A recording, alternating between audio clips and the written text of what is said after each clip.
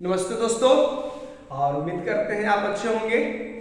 तो आज हम लोगों ने पिछले वीडियो में हमने देखा था basic concept of sentence, clauses और हमने फ्रेज को भी देखा था। तो आज हम लोग जानेंगे फ्रेज को। ऐसे हमने जान लिया है पिछले वाले वीडियो में कि फ्रेज क्या होता है। तो मैं आज आपको बताने वाला हूं कि फ्रेज के काइंड्स कौन कौन से हैं और कैसे इसको इस्तेमाल किए जाते हैं। तो आइए वीडियो को हम लोग दोस्तों शुरू कर लेते हैं। तो हमने जैसा कि बताया था कि फ्रेज क्या होता है, ग्रुप ऑफ वर्ड्स होते हैं। क्या होते हैं? ग्रुप ऑफ वर्ड्स, ठीक है ना, जिसमें हमें क्या ध्यान देना है कि जिसमें सब्जेक्ट और फाइनाइट वर्ब की कमी होती है। सब्जेक्ट और फाइनाइट वर्ब की कमी होती है। ये क्रॉस करने का मतलब मेरा यही है कि वैसे ग्रुप ऑफ वर्ड्स जिसमें सब्जेक्ट और फाइनाइट वर्ब नहीं हो लेकिन फिर भी इसका कुछ मीनिंग होता है, ठीक है ना, दैट हैव समथिंग मीनिंग, तो इसको हम लोग कहते हैं फ्रेज।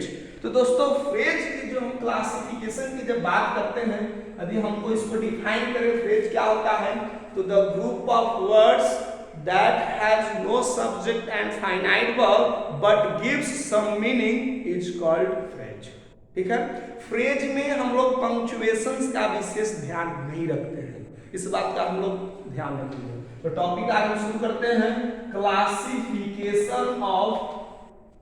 क्लासिफिकेशन ऑफ फ्रेजेस, ठीक है ना। तो जब हम लोग बात करेंगे क्लासिफिकेशन में, तो जो सबसे पहला हमारा फ्रेज दिखाई देगा दोस्तों, वो है हमारा नाउन फ्रेज। ठीक है, क्या है हमारा नाउन फ्रेज। तो चलिए हम लोग जानेंगे कि नाउन फ्रेज क्या होता है, एग्जांपल्स में समझेंगे, ठीक है। दूसरा जो हम लोगों को होता है वो होता है एडजेक्टिव फ्रेज। एडजेक्टिव फ्रेज, ठीक है, जो काफी इंपॉर्टेंट रहेगा। जो थर्ड हमारा है वो होता है एडवर्ब फ्रेज। एडवर्ब फ्रेज, ठीक है। जो हमारा फोर्थ होता है वो होता है प्रीपोजिशनल फ्रेज। और ये तो दोस्त ऐसा है कि आपको बहुत सारे इसको याद करना पड़ेगा। प्रीपोजिशनल फ्रेज में क्या है, जब तक आप प्रीपोजिशनल फ्रेज 10 से 20-25 नहीं याद रखेंगे तब तक आप इस पर विशेष कुछ नहीं कर सकते हैं। तो इसको हमें क्या करना है, याद करना है। तो हम आपको ऐसे बताएंगे विद द सेंटेंस हम लोग डिस्कस करेंगे तो शायद आपको जल्दी याद हो जाएगा। तो ये प्रीपोजिशनल फ्रेज होता है। और एक तरह का फ्रेज और देखने को मिलता है जिसको हम लोग कहते हैं वर्ब फ्रेज, जिसको हम लोग वर्बियल फ्रेज कहते हैं। वर्बियल फ्रेज खैर उतना ये इंपॉर्टेंट नहीं रहेगा, लेकिन मैं बताऊंगा कि वर्बियल फ्रेज क्या होता है, ठीक है। जो हमारा इंपॉर्टेंट है वही 1 to 4 है।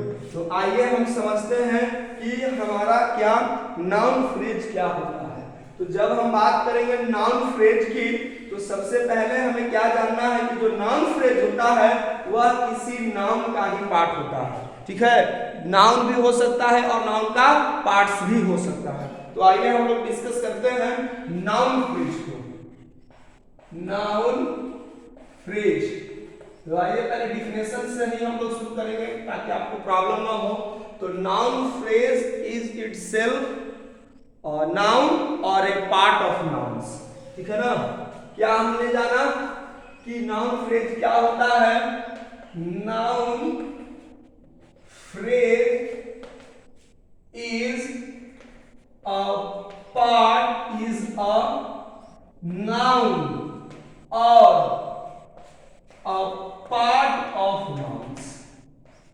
नाउन फ्रेज क्या है तो दोस्तों, या तो वह नाउन होगा और नहीं तो नाउन के पार्ट्स होंगे, इसको नाउन फ्रेज कहते हैं।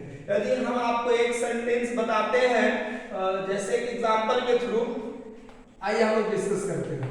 जैसे राम प्लेज गेम्स, ठीक है। राम क्या करता है, गेम्स को खेलता है। तब यहाँ पर नाउन हमारा क्या है, एक सिंगुलर है, ठीक है ना, प्रॉपर नाउन है, ठीक है।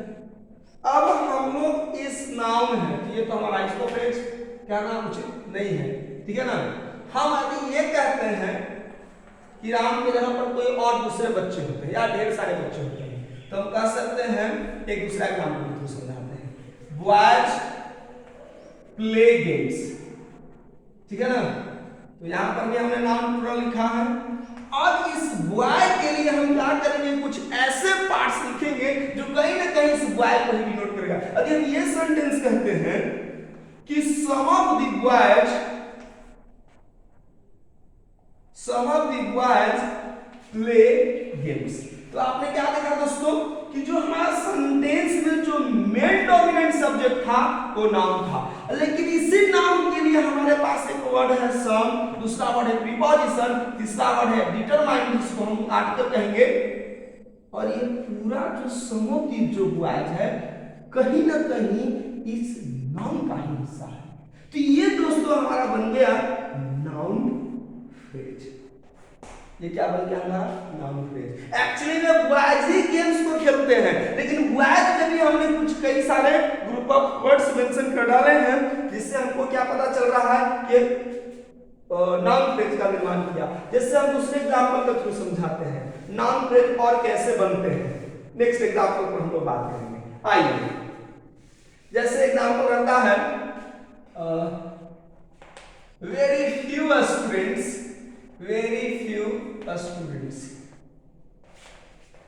Are present today. बहुत कम विद्यार्थी हैं जो आज क्लास में उपस्थित हैं, because tomorrow we are going to celebrate Holi. Okay, so यहां पर हमने देखा, यानी जो मेन पार्ट क्या है, हमारा डोमिनेंट जो सब्जेक्ट है वो है स्टूडेंट्स आर प्रेजेंट टुडे, और उसमें भी क्या है स्टूडेंट्स आर प्रेजेंट। लेकिन स्टूडेंट्स में वेरी फ्यू, तो जो वेरी और फ्यू वर्ड इस्तेमाल किए हैं, कहीं ना कहीं इन दोनों वर्ड्स का अस्तित्व इस नाउन से है। और ये जो वेरी फ्यू स्टूडेंट्स रहा, ये जो हमारा बन गया दोस्तों, यही कहलाएगा नाउन फ्रेज। ठीक है, ये हमारा नाउन फ्रेज होगा। उसी तरह से few students are industrious। तो आपने क्या देखा, मींस स्टूडेंट्स क्या होंगे, इंडस्ट्रियस होंगे। और स्टूडेंट्स के लिए हमने few एक वर्ड इस्तेमाल किया, ये हमारा ये क्या बन गया, नाउन फ्रेज। ठीक है, दूसरा एग्जांपल पर बात करते हैं। नेक्स्ट, सी नोज अस, वह हम लोगों को जानती है। ठीक है, तो ये हमारा सब्जेक्ट सिंगुलर नोज, ये अस, अभी तक हमारा पर यहाँ पर कोई फ्रेज नहीं है।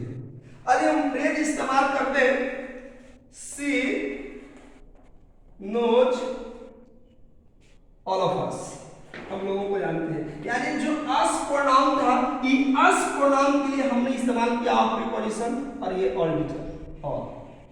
ठीक है ना, तो ये जो ऑल ऑफ अस बन गया, यही हमारा बन गया नाउन फ्रेज। दोस्तों यहाँ पर अस है, तो सर प्रोनाउन फ्रेज क्यों नहीं हुआ, तो हमको पहले से डिफिनेशन से हमें पता बताया गया है कि जो नाउन फ्रेज होता है, सॉरी जो पहले नाउन होता है वह किसी प्रोनाउन के जगह पर आएगा, तो ये नन फैक्ट रहेगा, चाहे नाउन हो या प्रोनाउन हो, दोनों जगह पर आएंगे तो हम उसको नाउन ही फ्रेज कहेंगे। अब ऐसा नहीं है कि प्रोनाउन की जगह पर आएगा तो आप उसको प्रोनाउन फ्रेज कहेंगे। जैसे कि I like them, I like them, और देम हमारा चूंकि थर्ड पर्सन का प्लूरल है, पहले हमको ये पता है प्लूरल नंबर है, और इसमें भी ऑब्जेक्टिव केस का है। ठीक है ना, ऑब्जेक्टिव केस होगा। और देम के लिए हम ये सेंटेंस मेंशन करते हैं, आई लाइक देम के लिए वे लोग कौन हो सकते हैं, I like among you, I like those students। देव कौन हो सकते हैं, देव, चलिए those man, those person, कुछ भी मेंशन कर सकते हैं दोस्तों। I like those persons या those students, those boys। चलिए मैं boy मेंशन करता हूँ। तो those boys जो हुआ, यानी हम like इसको करते हैं boys पे, और boys पे हमने those लगा दिया, तो ये जो भी हमारा है ये भी नाउन फ्रेज बन रहा है। ठीक है, तो आपको उम्मीद करते हैं दोस्तों कि ये हो गया। जैसे हमारे कह सकते हैं कि हमारे इस स्कूल का जो कलर है वो येलो है, मान लीजिए। ठीक है, मेरे विद्यालय का जो कलर है बिल्डिंग का वो येलो है, तो हम यदि एग्जांपल्स कहते हैं दिस बिल्डिंग इज येलो, या हम इसको ऐसे मेंशन करते हैं the colour of this building. ठीक है ना, this building The color of this building is yellow. तो आपको क्या दिख रहा है कि this building is yellow, यानी जो डोमिनेंट है हमारा यही है, लेकिन इस डोमिनेंट नाउन की वजह से हमने ये इतना सारा इस्तेमाल किया, तो ये कहीं ना कहीं किसी नाउन है या नाउन का हिस्सा है, नाउन का एक पार्ट है। तो ये दोस्तों बन जाएगा हमारा क्या, नाउन फ्रेज। उम्मीद करते हैं आपने नाउन फ्रेज को समझा होगा और बहुत अच्छे से आपको समझ में आया होगा। तो this is called noun phrase. फिर से मैं आपको समझाता हूं कि जो नाउन फ्रेज होता है या तो एक नाउन होता है या तो एक नाउन का पार्ट होता है। तो ये था हमारा नाउन फ्रेज। इसी तरह से और भी एग्जांपल्स हम लेंगे, जैसे the people of this city are lazy. Luxurious life को लोग जीते हैं, मैंने कहा कि the people of this city are lazy. तो ये जो यानी कि पीपल आर लेजी, ठीक है ना, ठीक है, तो ये the people of this city, ये पूरा हमारा कहलाएगा नाउन फ्रेज, ठीक है।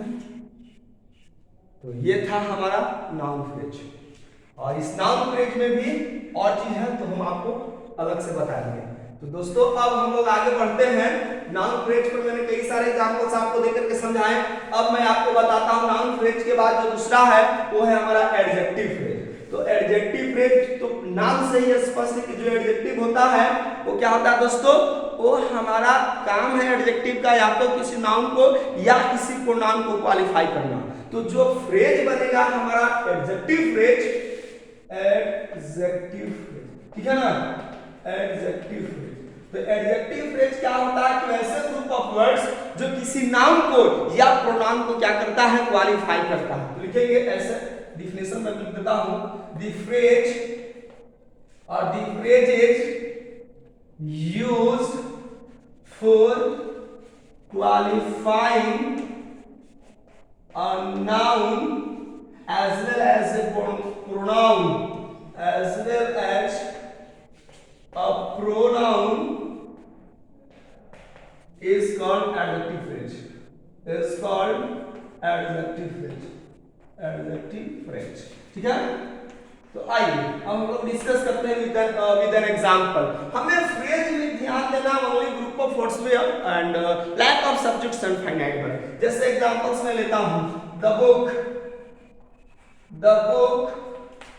Is costly. मैं खास बुक की बात कर रहा हूं इसलिए मैंने द लगाया है, द बुक इज कॉस्टली। तो ये तो हमारा क्या बन गया, नाउन फ्रेज। क्योंकि इस नाउन के लिए हमने डिटरमाइनर इस्तेमाल किया है, द बुक इज कॉस्टली, और ये हमारा है।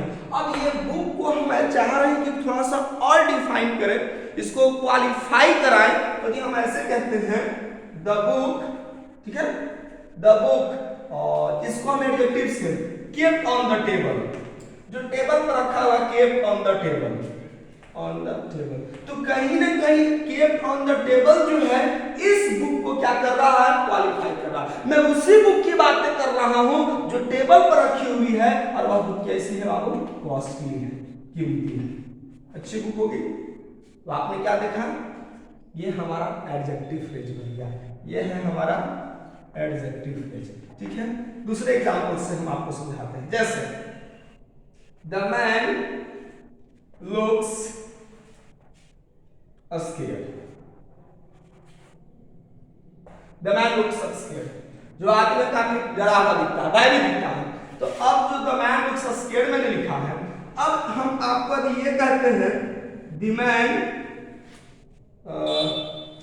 Standing at the gate, at the door, looks scared, looks scared। देखिए दोस्तों अब हम लोग इसको बात करते हैं, यानी द मैन जो हमारा जो सब्जेक्ट था, द मैन लुक्स स्केयर्ड, ये हमारा क्या था, द मैन सब्जेक्ट, और लुक्स मेरा यहाँ पर क्या था, फाइनाइट था। क्लियर है। तो अब हमने मेंशन किया look standing at the door. तो somehow these group of words are used to qualifying that one, right? ये जो standing at the door है, कहीं ना कहीं इस नाउन को क्या कर रहा है, क्वालिफाई कर रहा है। तो ये है हमारा दोस्तों एडजेक्टिव फ्रेज, ठीक है ना। तो इसी तरह से आप कई तरह के एग्जांपल्स बना सकते हैं, जैसे the building painted with red colour या white colour is very tall. Tall, yes. Example कर सकते हैं, the pen made up of plastic writes smoothly. तो the pen made up of plastic जो मैं बोल रहा हूं, the pen made up of plastic runs smoothly. तो made of plastic, this is adjective phrase. उम्मीद करते हैं कि आपने एडजेक्टिव फ्रेज को समझा होगा। हम लोग प्रैक्टिस में डीपली समझेंगे। और अगला हमारे पास है एडजेक्टिव फ्रेज के बाद वो जो है हमारा एडवर्ब फ्रेज। तो दोस्तों एडवर्ब फ्रेज को पहचानना आसान है, ठीक है ना। एडवर्ब फ्रेज क्या होता है, एडवर्ब से ही नाम से ही पता है कि एडवर्ब जो होगा वो एडवर्ब फ्रेज, सबसे पहले हमको ये समझना है कि वो एडवर्ब के जैसा काम करेगा। तो एडवर्ब में हमको क्या जानते हैं, सबसे पहले मैं आपको एक ट्रिक बताता हूं जिसके सारे आप एडवर्ब को जान सकते हैं। तो एडवर्ब को पहचानने के लिए मैं आपके लिए सबसे पहले ट्रिक्स बताता हूं, ठीक है ना। एडवर्ब्स को आप 3345, ठीक है ना, 3345 के डिजिट से आप याद करेंगे कि ये एडवर्ब कैसे बनते हैं। तो सबसे पहले आपको याद रखना 3 का मतलब है वाई, रीजन। यदि जो रीजन बताएगा, ठीक है, यहीं पर मैं पर्पस भी मत कर देता हूं, reason as well as purpose, ठीक है ना। तो ये 3 लेटर था इसलिए हमने इसको कहा, आपको 3 मेंशन किया है। तो ये किसके लिए मेंशन करता है, वाई, तो रीजन को और साथ ही साथ पर्पस को। तो रीजन और पर्पस बताने वाला कौन सा पार्ट ऑफ स्पीच होता है दोस्तों, वो होता है एडवर्ब। नेक्स्ट जो हमारा 3 मेंशन किया गया है वो हाउ। तो हाउ में भी आप देखेंगे तो एक चौड़ावी कितने लेटर्स दिखाई दे रहे हैं, वो 3 लेटर्स दिखाई दे रहे हैं। तो यदि आपको कोई मैनर दिखाता है, मैनर, तो आप समझिएगा कि मैनर दिखाने वाले वर्ड्स क्या होंगे, एडवर्ब्स। और हम पढ़ रहे हैं चूंकि एडवर्ब फ्रेज, तो उसमें हमको सिर्फ क्या ध्यान देना है, ग्रुप ऑफ वर्ड्स को, जो कि आपका मेजर आइडेंटिफिकेशन बनता है। और जो 4 है दोस्तों वो है हमारा वेन, ठीक है ना। वेन में कितने लेटर्स हैं, 4। तो टाइम बताने वाले जो भी होंगे वो एडवर्ब्स कहलाते हैं। इसको किससे पूछेंगे हम, टाइम को। और 5 जो दिखाई दे रहा है, जो 5 स्टैंडिंग है वेयर के लिए, वेयर में कितने लेटर्स है दोस्तों, 5, ठीक है ना। ये किसको पूछता है, प्लेस। तो आप हमको समझना आसान हो गया, जो 3345 को रिप्लाई देगा वो एडवर्ब्स होगा। अब मैं आपको समझा देता हूं एडवर्ब फ्रेज होगा क्या। तो वैसे वर्ड्स जो ओरिजिनली बेसिकली क्या होंगे, एडवर्ब्स नहीं होते हैं, लेकिन वो सेंटेंस में एडवर्ब के जैसा काम करते हैं। क्या मैंने बोला, कुछ ऐसे वर्ड्स जैसे स्कूल। तो स्कूल क्या है दोस्तों, नाउन है ना। Market, that is noun. तो फील्ड नाउन, क्योंकि हमको पहले से पता है नेमिंग वर्ड नाउन कहलाते हैं। तो अब हम आपको फील्ड, स्कूल, मार्केट जो हुआ, इसको मैं एडवर्ब फ्रेज के जैसा इस्तेमाल करके, अभी ये तीनों मैंने कौन से वर्ड बोले, मैंने स्कूल, ठीक है, मार्केट, और मैंने जो एक वर्ड बताया फील्ड, ये तीनों के जो 3 वर्ड्स हैं ये इन पार्ट्स ऑफ स्पीच नाउन होता है। मैं नाउन को एडवर्ब बनाकर दिखाता हूं, एडवर्ब तो बनेगा नहीं, क्या बनेगा, एडवर्ब फ्रेज। तो वैसा फ्रेज जो एडवर्ब के जैसा वर्क करता है और हम लोग व्हाई, हाउ, व्हेन या वेयर का जवाब देता है, तो वो ग्रुप ऑफ वर्ड्स कहलाते हैं दोस्तों हमारा क्या, एडवर्ब। तो आइए ना हम एग्जांपल के थ्रू बात करते हैं। जैसे we go to a school. तो आप क्या देख रहे हैं कि वी तो मेरा सब्जेक्ट प्रोनाउन है, गो मेरा गिवन फॉर्म का फाइनाइट वर्ब है, टू मेरा प्रीपोजिशन है और स्कूल मेरा नाउन है। क्योंकि हमको पहले से पता है कि जो प्रीपोजिशन होता है दोस्तों वो किसी नाउन या तो प्रोनाउन के पहले क्या होता है, इस्तेमाल होता है। तो प्रीपोजिशन जो होता है जब भी इस्तेमाल होगा तो किसी नाउन या प्रोनाउन के पहले इस्तेमाल होता है। वह we go to a school, हम लोग विद्यालय जाते हैं, डेली वर्ड इस्तेमाल कर देंगे तो और बढ़िया है, हम लोग विद्यालय जाते हैं। अब ये सेंटेंस में एडवर्ब फ्रेज कैसे है ये मैं आपको बताता हूं। देखिए, जब हमारा प्रीपोजिशन और समटाइम्स प्रीपोजिशन के साथ डिटरमाइनर, जब हमारा, मैं क्या बोल रहा हूं, जब कोई नाउन या के पहले प्रीपोजिशन या साथ ही साथ डिटरमाइनर डिटरमाइनर और नाउन का इस्तेमाल होता है तो यह एडवर्ब के जैसा एक्ट करने लगता है। फिर से सुनिएगा, किसी भी प्रीपोजिशन के बाद नाउन होता है या प्रीपोजिशन के बाद डिटरमाइनर प्लस नाउन होता है तो ये जो ग्रुप ऑफ वर्ड्स होते हैं दोस्तों वह एडवर्ब के जैसा एक्ट करना शुरू कर देता है। आइए हम लोग समझते हैं कि we go to a school. सवाल पूछिए कि वेयर डू वी गो, तो आंसर मिलेगा टू अ स्कूल। तो टू अ स्कूल चूंकि इसमें ओरिजिनली एडवर्ब नहीं था लेकिन ये वेयर का जवाब दे रहा है, क्योंकि एक प्लेस डिनोट कर रहा है। स्कूल एक प्लेस होता है जहां पर बच्चे क्या करते हैं, पढ़ते हैं। तो हमको याद कीजिए बचपन में बहुत छोटे थे हमको पढ़ाया जाता था a noun is the name of person place animal things feelings is called noun. अब इज कॉल्ड नाउन कहने की जरूरत नहीं पड़ेगी। Name of person place animal, place आ गया ना स्कूल जहां पर विद्यार्थियों को पढ़ाया जाता है, सर लोग पढ़ाने आते हैं। तो टू अ स्कूल जो है ये अब एडवर्ब के जैसा काम करने लगा है। एडवर्ब नहीं लेकिन एक्ट कर रहा है एडवर्ब के साथ, क्योंकि इसमें ग्रुप ऑफ वर्ड्स है इसीलिए इसको नाम पड़ गया एडवर्ब ऑफ फ्रेज। क्यों? क्योंकि यह वेयर का जवाब दे रहा है और वेयर का जवाब देने वाला मुझे हिंदी में बताया दोस्तों ये क्या होता है, एडवर्ब। दूसरा मैंने सेंटेंस वर्ड क्या बताया था, इन द मार्केट। तो ये जब मार्केट है तो मार्केट में भी ये भी हो जाएगा जैसे, तो यहाँ पर टू मार्केट करेंगे तो भी हो जाएगा। चलिए मैं इसलिए फील्ड वर्ड को बता देता हूं। Children play in the field, खेलते हैं इन द मॉर्निंग, ठीक है ना, इन द मॉर्निंग। तो आप देखिए children name of person, noun plural है, play given for once again हमारा फाइनल वर्ब लगा। इन जो है मेरा प्रीपोजिशन है दोस्तों, गौर से देखिए। द मेरा डिटरमाइनर है, पार्टिकुलरली बात करेंगे तो आर्टिकल करेंगे हम लोग। फील्ड मेरा नाउन है, इन वंस अगेन क्या है, प्रीपोजिशन है। द मेरा आर्टिकल है, ओवरऑल डिटरमाइनर मॉर्निंग का नाउन है, ठीक है ना। अब हम सवाल करेंगे children play in the field, where do children play, तो आंसर मिलेगा इन द फील्ड। तो इन द फील्ड जो आप देख रहे हैं क्या इसमें कहीं से भी कोई एडवर्ब वाली क्वालिटी दिखाई दे रही है? नहीं, लेकिन इस नाउन के पहले प्रीपोजिशन और डिटरमाइनर लगने से, देखिए इस नाउन के पहले प्रीपोजिशन और डिटरमाइनर लगने से वह नाउन किसके जैसा एक्ट करना शुरू कर देता है, जल्दी बताइए, एडवर्ब के जैसा। दोस्तों इन द फील्ड हमारा बन गया है अब एडवर्ब। अब बताइए कि इन द फील्ड में 3 4 5 किसका जवाब दे रहा है, डेफिनेटली वेयर का जवाब दे रहा है। वेयर का जवाब देने वाला क्या होता है, प्लेस होता है।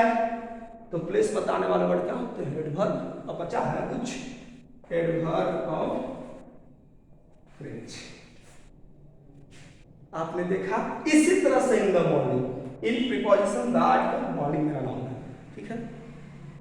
बच्चे फील्ड में खेलते हैं, सवाल उठता है कि कब खेलते हैं, मॉर्निंग में। कब का जवाब देने लगा, टाइम, और टाइम को बताने वाला एडवर्ब होता है, क्योंकि ग्रुप ऑफ वर्ड्स है। ये बन जाएगा एडवर्ब फ्रेज ऑफ टाइम।